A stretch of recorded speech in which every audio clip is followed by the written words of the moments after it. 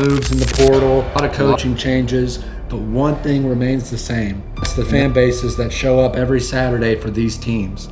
And today, we're going to break down our top 5 stadium atmospheres in college football. I'm Nathan Johnston, here with guest host and betting expert for Break the Huddle, Rooster. It's time to break the huddle.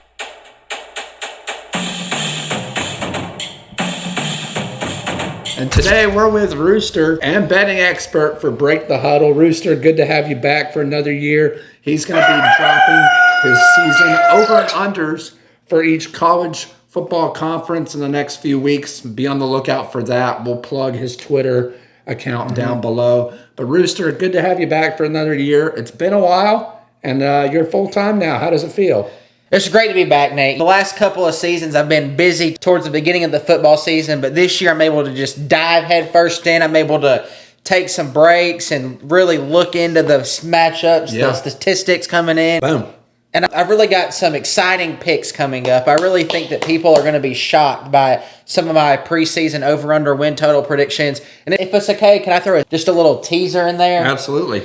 My first pick of the year, just a little teaser, everybody. Notre Dame, I'm going to take Notre Dame under. Whoa. I'll have the breakdown later on when we discuss the ACC, because we all know they should be in the ACC. They're just not yet because they can get that NBC money. I'll dive in a little deeper, but that's my first pick of the year, a little teaser. We're going to analyze a lot more conferences ahead in the next couple of weeks. Absolutely. And as college football season progresses, starting week 1, we'll be getting your bets per week. So we're looking forward to that. 65% winning percentage right now for Rooster, and he's looking to up that this year. So if you're getting into sports betting, be sure to give him a follow and follow us as well. Rooster, let's jump right into it. We got our top 5 college football atmospheres, and this was a tough list to break down. You probably could realistically put 10 to 12 teams into that 5, and we got an honorable mention at the end. But let's start off with our number 5. Coming in hot, we've got none other than Florida State. Rooster, what do you think about Florida State, and what kind of atmosphere do you think this brings? Well, ask 100 different college football fans who the top 5 atmospheres are, and not one of them will repeat the same 5. Absolutely. Everybody's got their own opinions, their own personal factors one way or another, the pregame environments, the tailgates, the actual atmosphere inside the stadium, the product put on the field, and everything factors in ways differently according to different fans. But I think we put Florida State at 5 for a couple of reasons, and mainly one reason. The Kansas City Chiefs, we all see what they do. We see the Atlanta Braves, what they do. And guess where all of this tomahawk chop started? Right down at Doak, Campbell Stadium in Tallahassee, Florida. There's nothing more intimidating than seeing Jameis Winston in that crab leg stealing suspension, running right out of the tunnel, right to see Jimbo Fisher tell Jameis he's got to head back to the locker room to go put his street clothes back on for the first half of the game. And I'll tell you something, when Florida State had their dynasty going, when them and Alabama were going tiptoe back and forth every single year, the Saban versus Jimbo Fisher matchup, the last place you wanted to play at on the ACC in Saturday night was Doak Campbell Stadium. The fans get rowdy, the stadium gets rocking, and although the ACC does have a little lower competition, as many of us would say, it's still impressive to show that they have a 75% winning percentage at their home stadium. Wow. And I know we're talking about atmosphere, but the product on the field that these teams puts in greatly contributes to that atmosphere. And although they did have a rough season last year going 2-10. Rough. The team stays undefeated. And the Jameis Winston ignited this really raucous atmosphere. The Deion Sanders primetime, bringing the tomahawk chop across the whole entire sports world, has really rejuvenated a lot of these atmospheres. So I think that Florida State's going to be 5 for the kind of inspiration they've provided. Yeah, and I think this could be voted on as one of the coolest traditions in all of college football. Granted, I was at the Orange Bowl when Florida State played Georgia. Obviously didn't go Florida State's way, but getting to see the horse on the field with the Native American striking the spear at center field lit with a flame. You're not going to see anything like that in any other sport. Unless you're in Russia watching basketball or Serbia where they literally light themselves on fire. One thing remains true, Ross, when it comes to Florida State. It's snowing every Saturday and those fans' noses are on fire. With that being said, we're going to jump to our number 4 stadium. And this is a very underrated stadium, Rooster. That being the Oregon Ducks in Autzen Stadium. Only 54,000 stadium capacity. And it may be small, but it feels like 100,000 every Saturday. Thoughts on our number 4 pick, Rooster?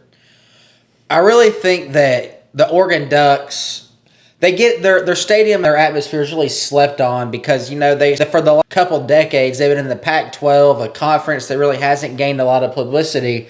And, you know, their home atmosphere and everything has really been lacking. But, you know, Oregon able to put product on the field, showing they have a 38-2 record in their last 40 home games. And something that's really, really underrated, how close and compact and how built up that stadium is, or the concavity and the way that the stands are shifted so that, you know, the traps all of that volume inside of its. You know, we see the effects of the atmosphere inside of Autzen Stadium last season when we saw Ohio State go and they lose the game on a slide going straight down. Will Howard forgets to call timeout. He's looking up. Nobody can get communication. And that's simply because of the fact that it's so loud inside of that stadium that people can't hear themselves think on the field. And you can only credit that to the fans because a little roster of 100 players is not making that big of a difference. Obviously, the product on the field contributes to it, but I really believe that the atmosphere inside of Autzen Stadium, the way the fans are able to rally all their troops on the field, it's really a slept-on stadium for the past couple of generations. Oh, I agree with you completely, Rooster. And I think it all starts with the mascot and the Oregon Duck riding out on the motorcycle. Not only the atmosphere, but the tradition, the uniforms, everything surrounding Oregon, believe it or not, to those who aren't college football fans that might be watching this video for the first time, it screams college football because it embodies every single aspect of what college football represents. And I think is in our top 5 for a reason. I don't think anyone can argue that the atmosphere, the mascot, the uniforms, and the overall ranking in general, what Dan's doing there is just absolutely incredible. And thanks to Phil Knight and all that Nike money, it definitely helps, but you still got to get out there and put the product on the field. This is by far one of the best atmospheres in college football, in my opinion. Heading into our number 3 spot is a great team. Very underrated atmosphere by any means, and I think y'all might know where I'm going with this. That's College Station. Kyle Field, the Texas A&M Aggies. Probably one of the weirdest stadium traditions in college football. Some might call it a cult. I have a family member that goes to every single game, and those atmospheres unbelievable. Most recently, the Texas A&M versus Texas matchup that has been long overdue, needed much in college football when it comes to rivalries. Thoughts on Kyle Field, Rooster, and what are college football fans getting at Texas A&M? Well, obviously, one of the most important factors in stadium atmosphere is the sheer size of how many people can fit into the stadium. And Kyle Field is one of the 10 largest stadiums in the world, in the country, with 102,000 seats. That is not something to overlook. We saw the impact that makes when Mike Elko first came out in his very first game at home. That stadium was making earthquake-sized magnitudes on the ground level, shaking the stadium, rocking the field. I mean, the midnight yell before games, it's like Nate said, it's a cult down there. We have people who are driving hours and hours and hours to come to Kyle Field. You have oil money in there buying all these players. Sadly, oil money can't buy wins. Sure. But the oil money sure did pay for that stadium with Johnny Manziel's era. The little Manziel end zone out there, the scoreboard, everything. Johnny Manziel really ignited a strong core into this stadium, and the atmosphere just continued to grow upon this. And while they haven't had great success in the SEC, Kyle Field is something that nobody should overlook. Can you give the fans your best A&M yell for the midnight yell? No. No, it's a great tradition, and you bring up a great point. I also want to mention, during the Johnny Manziel season of his Heisman run, A&M, not the SEC conference as a whole, A&M themselves made over $750 million. So I don't know what else to tell you there. This could have easily been our number one pick, but obviously there's a lot of great atmospheres in college football as we go through this top 5 list. You could order them any which way you want to. To Rooster's point, no fan's going to be the same in their order, and even for us, it was hard to collectively group these into 5. But A&M, no doubt, one of the top 5 stadium atmospheres in all of college football. It's definitely on my bucket list. Rooster and I will probably be out there next year when Georgia plays them. I believe they play in College Station next year. Could be wrong, but we will be out there interacting with the fans, and we look forward to seeing you there. Let's jump into our number 2 spot, and this is a fantastic atmosphere as well. The Tennessee Vols in Neyland Stadium, Knoxville, Tennessee. It's basically a human checkerboard, Rooster. 102,000 strong. You've been there. You were actually there when they upset Alabama. Almost went field storming. Yep. Didn't work out, but that's okay. You got to witness it. Tell the fans what it's like being in that stadium at night. That is the loudest stadium that anybody will ever walk into in their entire life. That stadium is probably built on the exact same square footage of land as Autzen Stadium from before, and they have double the amount of seats. Up there in Tennessee, they got their stadium built straight up. Boom. If all you got to do is put one little bed of sheetrock over it, and it's going to cover the whole entire stadium and create a dome. That's how straight up the stadium is built.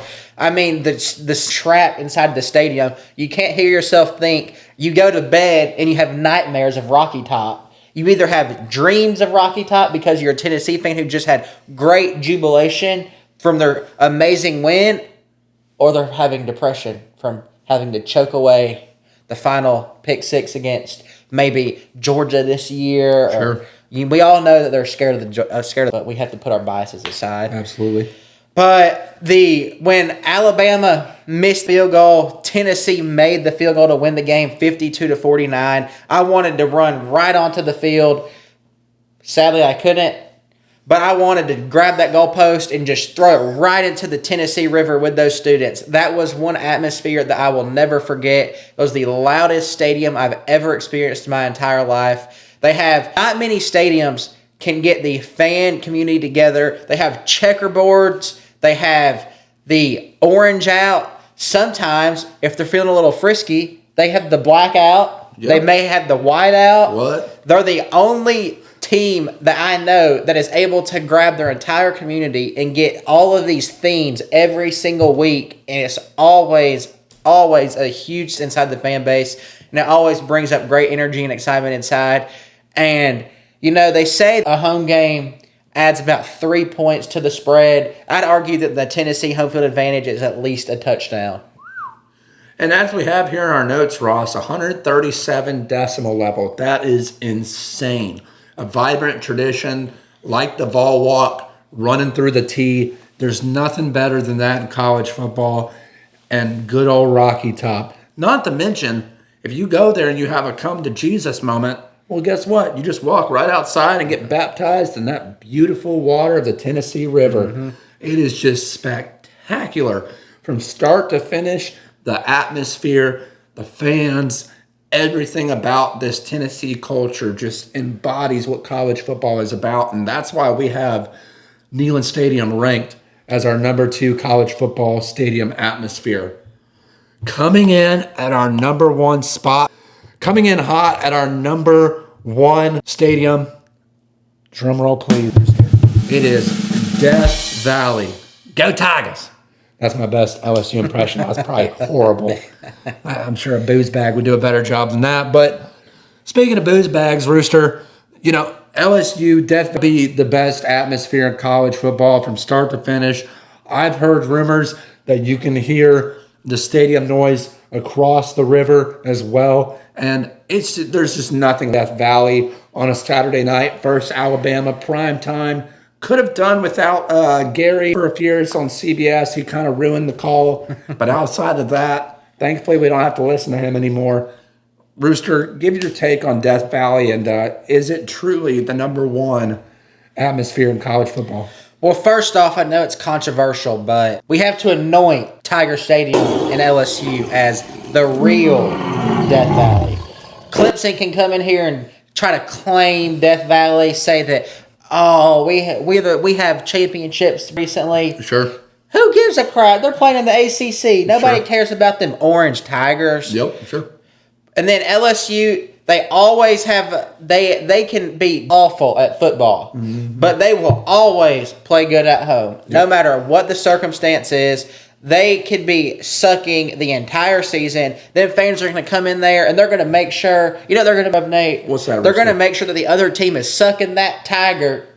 We know the rest. But, I mean, there's really, you don't have to do the explaining. Sure. It just speaks for itself. Everybody watching knows how brutal it is playing in there. And, I mean, we just saw our own experience a couple years ago. Georgia riding off the highs of the Kirby Smart era coming in. Everybody thinking they're going to go in there, have a great season. And LSU just ran it right down our throats. All because of that home field advantage. So, I mean, there's nothing about Tiger Stadium. And that's really all that can be said. Yeah, I mean, I think you set up pretty good. I think one of the biggest moments in LSU Tiger Stadium history was Joe Burrow coming out his senior night wearing the Burrow jersey on the back. Probably the most iconic photo we'll ever see in college football. I know there's a lot of them out there, but it was just like the cherry on top of what was going to be the perfect season for the LSU Tigers. And it all starts with the fan base there. It all starts with Tiger Stadium, Death Valley. And Rooster, we're going to get to see who the real Death Valley is week one as LSU comes into town, take on the Clemson Tiger in their Death Valley. We'll both be there. I'll be boots on the ground with the weatherman, another Break the Huddle contributor. Rooster will be there too. We'll be interacting with both fan bases, seeing where they're at on the game, seeing who they got winning, see how confident they feel about their programs heading into this year. It's going to be really exciting. We're really looking forward to seeing you there.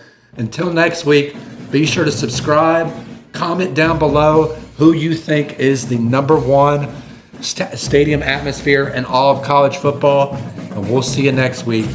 It's time to break the huddle.